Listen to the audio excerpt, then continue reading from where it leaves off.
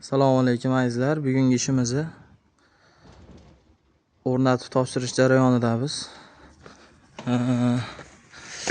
Akfa alyumin seriyasidan bo'lgan aynalar yodviy. Bir qavatli qilib berganmiz zakazga qarab. Xudo xolasa. Juda chiroyli chiqqan hamma yo'q. Taylarini alyumin arka fondan qilib berganmiz. Bu degani rangini o'zgartirmaydi, o'z nomi bilan alyumin.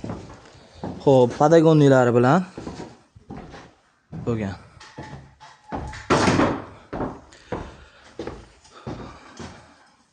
Mashi joyimiz 220 ga 185 rom. Eshigimiz 130 ga 240 eshik. 7.500.000 so'mga tayyor bo'lyapti. Hamma yo'q original narsadan, original profillardan. Xudo xolasa muddatli to'lovlarni ham yo'lga qo'yganmiz.